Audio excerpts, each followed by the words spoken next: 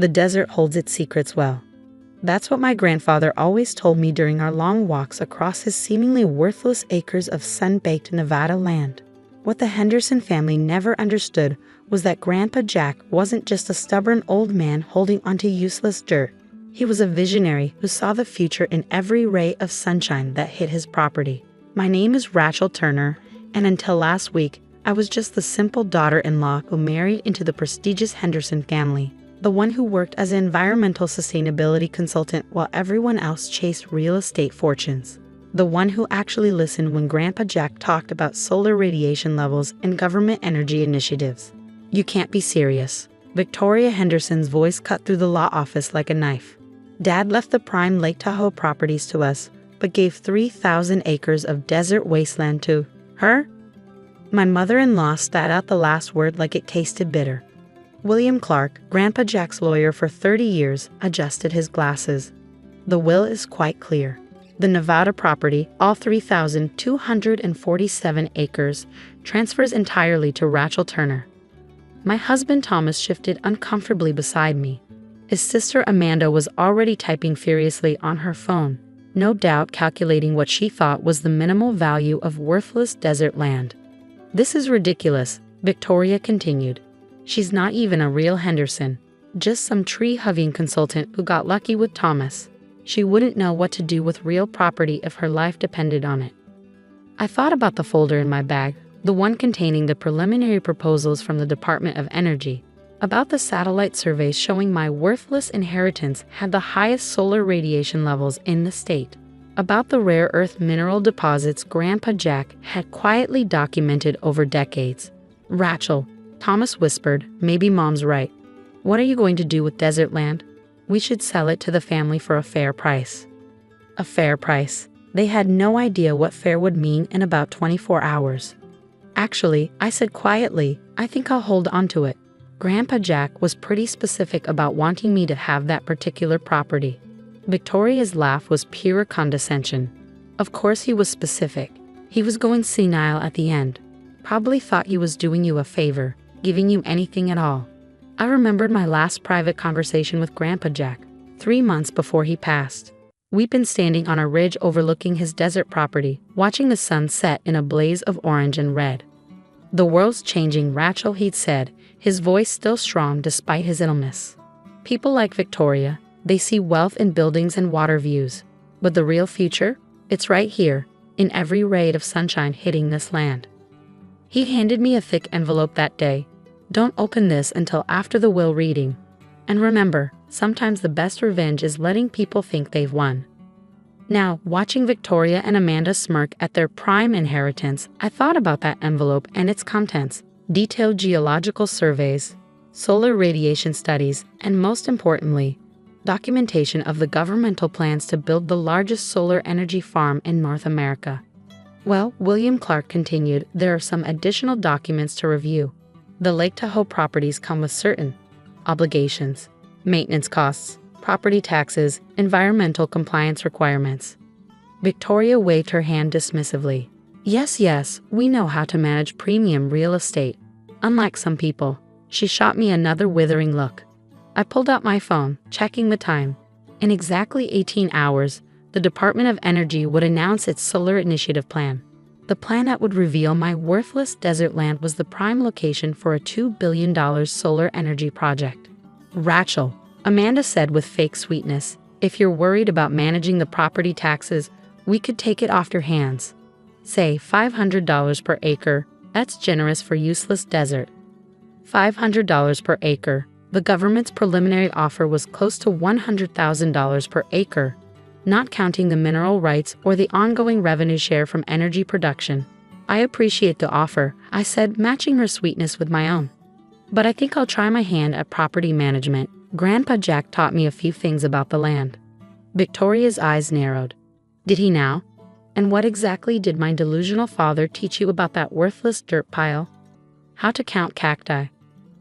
I thought about the solar radiation maps in my bag, about the rare earth mineral surveys, about the government contracts already being drafted, about how Grandpa Jack had spent decades positioning his worthless land for exactly this moment. He taught me to look beyond the surface, I said simply. to see value where others don't bother looking. Thomas touched my arm. Honey, be reasonable. That land is ours from anywhere. No water rights, no development potential. Mom's offer is more than fair. I stood up, gathering my things. I think we're done here, Mr. Clark. Unless there's anything else. The lawyer shook his head, a subtle smile playing at his lips. He'd helped Grandpa Jack prepare for this moment for years. He knew what was coming. This is a mistake, Victoria called after me as I headed for the door. You're throwing away good money out of some misguided loyalty to a senile old man. I paused at the threshold, thinking about Grandpa Jack's last words to me. The desert holds its secrets well, Rachel. But tomorrow always brings the dawn. Tomorrow's dawn would bring more than light. It would bring revelation, validation, and yes, a bit of well-deserved revenge. Sometimes the sweetest victory isn't in fighting back. It's in waiting for the perfect moment to let the truth shine as bright as the desert sun. As I drove home, my phone buzzed with messages from Victoria and Amanda, each offering slightly more money for my worthless inheritance. I silenced the phone, smiling as I thought about the press conference scheduled for tomorrow morning. About how quickly worthless dirt could turn into prime solar energy land in the eyes of those who only saw value in dollar signs. The desert does hold its secrets well. But some secrets are meant to be revealed in the brightest light of day. The next morning dawned bright and clear, perfect weather for a revelation. I arrived at my office early, watching the Department of Energy's livestream on my laptop while monitoring the business news channels on mute. Right on schedule, at 9 a.m. Eastern, Secretary Williams stepped up to the podium in Washington. My phone started buzzing immediately. Victoria, Amanda, Thomas, even cousins I hadn't heard from in years. I let them all go to voicemail, focusing on the Secretary's words. Today, we announced the largest renewable energy initiative in American history, she began. A $2 billion solar farm project that will power over 2 million homes. The centerpiece of this initiative will be located on privately owned land in Nevada. Land that our studies have shown to have the highest solar radiation efficiency ratings in North America.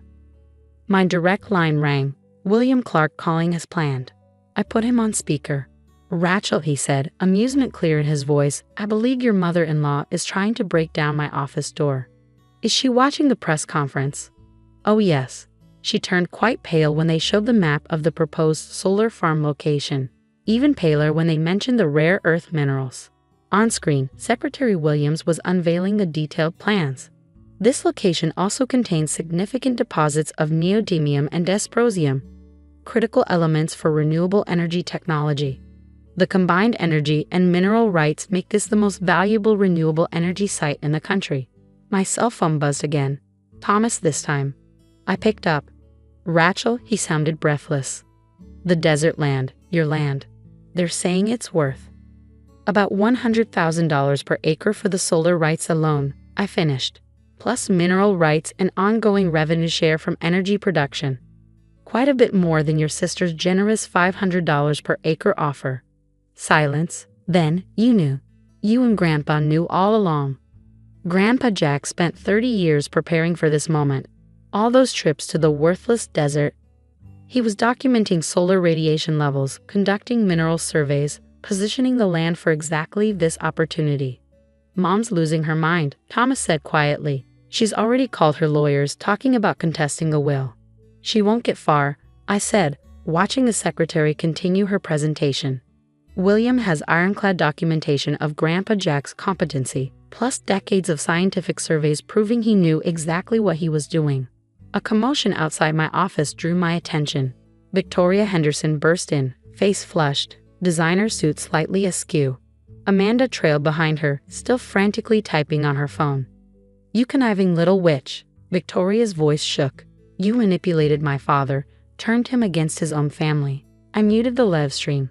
Actually, Victoria, your father turned away from the family all on his own. Watching you mock his worthless land year after year, dismissing his vision of renewable energy's future, you did that yourself. The will can't stand, Amanda interjected. Daddy was clearly not in his right mind. I opened my desk drawer and pulled out Grandpa Jack's envelope. You mean the brilliant businessman who spent 3 decades secretly conducting environmental surveys? The one who predicted the renewable energy boom and positioned his assets accordingly. I spread out the documents. The one who kept meticulous records of every soil sample, every radiation reading, every mineral deposit.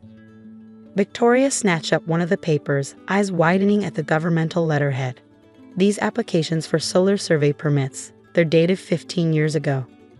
Grandpa Jack was many things, I said quietly, but Sinai wasn't one of them. He saw the future coming long before anyone else. He just needed someone who shared his vision to carry it forward. We're family. Victoria's tone switched to wheedling. Surely we can come to some arrangement, a partnership perhaps. I thought about all the times she called me simple, mocked my environmental work, dismissed me as a gold digger who got lucky with Thomas. Actually, I said, pulling out another document, I've already arranged a partnership. The Department of Energy is creating a non-profit research foundation to study renewable energy technology. Half the proceeds from the solar farm will fund scholarships for environmental science students. You're giving away half the money? Amanda looked horrified. To strangers? I'm investing in the future, I corrected. Just like Grandpa Jack invested in that worthless desert 30 years ago. My phone buzzed. A text from William Clark. Contractors arriving at the property now. Shall I send you the video feed? I turned my monitor around, showing the live security feed from the property. Heavy equipment was already rolling in, geological survey teams marking sites for the initial solar array installation. Victoria slumped into a chair, the fight draining out of her. All those years, we thought he was just being stubborn, holding onto useless land. He tried to tell you, I said. Every time you mocked his dirt pile, every time you dismissed renewable energy as a pipe dream. But you were too busy counting the value of your Lake Tahoe views to listen. Thomas spoke up from the doorway where he'd been quietly watching. The property taxes on those lake houses, they're more than the properties generate in rent. I nodded. Grandpa Jack knew that too. Those prime properties are actually money pits. The real wealth was always in the desert, for those willing to look past the surface. Over the next few weeks, the true scope of Grandpa Jack's vision became clear. The solar farm would be the largest in the Western Hemisphere. The mineral deposits would supply rare earth elements for the next generation of renewable technology. The land value soared to over $400,000 per acre. Victoria and Amanda did try to contest the will. Their lawyers withdrew the case after seeing Grandpa Jack's meticulously documented surveys and permits. The press had a field day. Solar Visionary's grand plan revealed, and desert gold. The future of green energy. I kept my office simple. But I did hang one new item on the wall. A photograph of Grandpa Jack standing on his worthless desert land, smiling at the setting sun. Below it, I framed the last note he'd written me. The future belongs to those who can see the value in tomorrow's sunlight. Some will call you simple for believing in that future. Let them. The desert knows how to keep its secrets until the right moment. The Henderson family's Lake Tahoe properties were sold within a year, the maintenance costs proving too high. Victoria still won't speak to me, but Thomas has come around, even joining the foundation's board to help guide its renewable energy initiatives. Last week, I stood on that same ridge where Grandpa Jack and I had our last conversation. But now, instead of empty desert, I saw fields of solar panels stretching to the horizon, capturing the sunlight he'd valued so much. The land wasn't worthless. It was just waiting for the right moment to reveal its true value. Sometimes the best revenge isn't in proving people wrong immediately. Sometimes it's in letting them dismiss you, underestimate you, mock what they don't understand. Because when the right moment comes, when the sun finally rises on the truth, the realization of their own blindness is worth more than any amount of land. The desert does hold its secrets well. But when those secrets are finally revealed, they shine brighter than any lake view ever could.